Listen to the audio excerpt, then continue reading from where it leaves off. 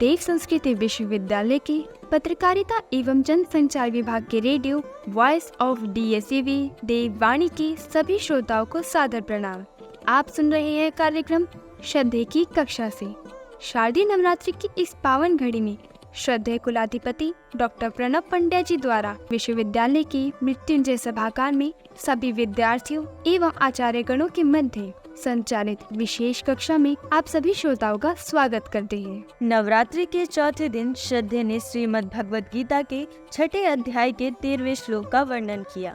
समम काय शिरो ग्रीवम धारयन्न चलम स्थिरा संप्रेक्ष्य नासिकाग्रम स्वम दिशश्चानवलोकयन्। ध्यान योग साधना में समय में ये काया शिर और ग्रीवा सम सीधे रहे, अर्थात रीढ़ की जो हड्डी है उसकी सब गांठें सीधे भाग में रहे, उसी सीधे भाग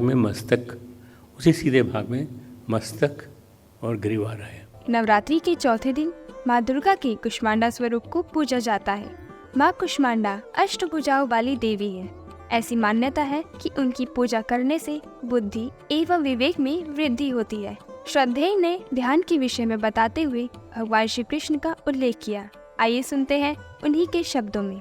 भगवान कहते हैं गीता में कि बैठने का अभ्यास करो। बैठना नहीं आया, ध्यान करना नहीं आएगा, ठीक से बैठना आना चाहिए। जैसे भगवान कहते थे, स्थिर होकर रीढ़ की हड्डी सीधी रखते हुए। कहते हैं योग का दर्शन, योग के सूत्रों का मूल कहाँ है? कहते हैं श्वेताश्वतर उपनिषद, श्वेताश्वतर उपनिषद। उसमें जो श्लोक हैं उनमें इसी तरह की बातें, जैसे त्रिउन्नतम, शरीर सीधा करके, त्रिउन्नतम, 3 तरह से अपने आप को उन्नत बनाओ।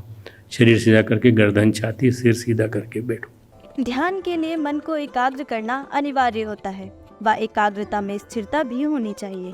श्रद्धेय ध्यान साधना के समय आने वाली परेशानियों के बारे में बताते हुए कहते हैं कि जब हम कुछ सीखने का प्रयास करते हैं तब मन का अरण्य साधक के सामने आ जाता है। जब स्थिरता की ओर बढ़ती है तो हम प्रवेश करते हैं चित्त के अरण्य में, चित्त के जंगल में।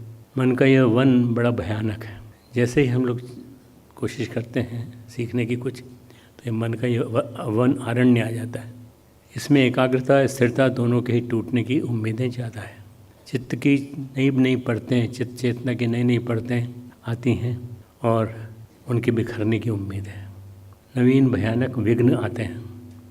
योग साधक का तप और भगवान की कृपा, सद्गुरु का आशीष ही हमारा संबल है।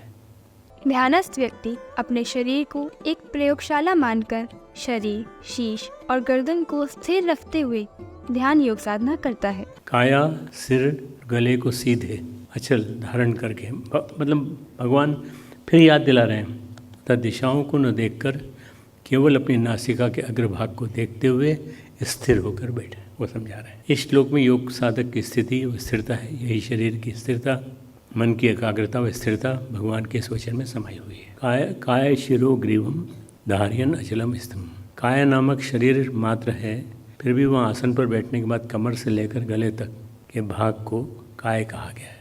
और काया के पहले जो ऊपर का भाग है वो ग्रीवा है। ध्यान योग साधना में समय में ये काया, शिर और ग्रीवा सम सीधे रहे, अर्थात रीढ़ की जो हड्डी है उसकी सब गांठें सीधे भाग में रहे, उसी सीधे भाग में मस्तक और ग्रीवा रहे। इस कारण ये कि इन तीनों के आगे झुकने से नींद आती है। तो ये चंचलता जो आती है, न आगे झुके न पीछे झुके, न दाएं न बाएं। सिद्धासन, पद्मासन आदि जितने भी आसन हैं आरोग्य की दृष्टि से वे सभी ध्यान योग साधना में सहायक हैं। तो भगवान कृष्ण ने संपूर्ण आसनों का सार बताया है। काय, शीर और ग्रीवा, इनको सीधे समता में रखना, क्योंकि इनकी सीध में रहने से मन बहुत जल्दी शांत और स्थिर हो जाता है। मनुष्य का शरीर बहुत ही दुर्लभ है, जिसके लिए देवता भी तरसते हैं, क्योंकि इस मनुष्य तन के माध्यम से हम ईश्वर व ईश्वरीय ज्ञान को प्राप्त कर सकते हैं। इसी भाव को व्यक्त करते हुए प्रस्तुत है एक प्रज्ञा गीत, जिसे आवाज और संगीत दिया है शांति कुंज के संगीत विभाग में। संसार सागर में जीवन की नैया है, पतवार सत्कर्म सद्गुरु के वैया। माया के चक्कर में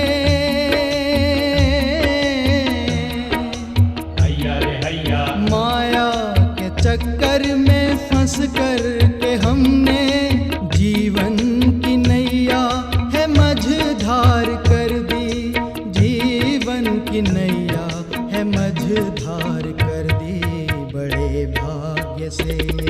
मनुज तन मिला था बड़े भाग्य से, ये मनुज तन मिला था गंवाते गंवाते उम्र पार कर दी बड़े भाग्य से। ये मनुज तन मिला था बड़े भाग्य से, ये मनुज तन मिला था। जिस प्रकार मिट्टी के पात्र में दूध के स्थिर नहीं होने पर दही जमना कठिन होता है, ठीक वैसे ही शरीर व मन की स्थिरता न होने पर ध्यान करने वाला व्यक्ति चेतना के शिखर पर नहीं पहुंच सकता। अगर आप दही जमाने वाले बर्तन को दो तो हिलाते रहो, नहीं हिलाते रहना ठीक से। आप किसी को ही दे दो क्या दही जमाना है, तो दही जमाते रहना, तो जो जमाने की बात प्रोसेस है उसको तो छोड़ दिया और उसमें सारा गड़बड़ कर दिया। दही जमाने के लिए दूध के पात्र को स्थिर करना पड़ेगा, दही का जामन डालना पड़ेगा। ध्यान में यूँ समझिए कि शरीर के भीतर मन है, हमारा शरीर है मिट्टी का पात्र, उसमें दूध भर।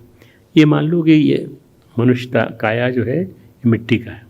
आज की इस श्रृंखला में बस इतना ही। आपसे जल्द मिलते हैं देववाणी के विशेष कार्यक्रम श्रद्धे की कक्षा से के अगले भाग में, जिसे आप सुन सकते हैं DSVV TV के YouTube चैनल पर। इस पूरी कक्षा को आप सुन सकते हैं शांति कुंज वीडियोस के YouTube चैनल पर। आपको हमारी यह प्रस्तुति कैसी लगी हमारे YouTube चैनल के कमेंट बॉक्स में लिखकर साझा करें। इस कार्यक्रम के लिए शोध किया कशिश और अनुश्री ने, आलेख तैयार किया है कृति और आशीष ने, तकनीकी सहयोग किया सिद्धार्थ और जितेंद्र ने, तथा आप तक इसे पहुंचाया अनुश्री और शिखा ने। माँ दुर्गा का आशीष हम सब पर बना रही। इसी मंगल कामना के साथ अब हमें दीजिए अनुमति और सुनते रहिए वॉइस ऑफ DSVV देववाणी। प्रणाम।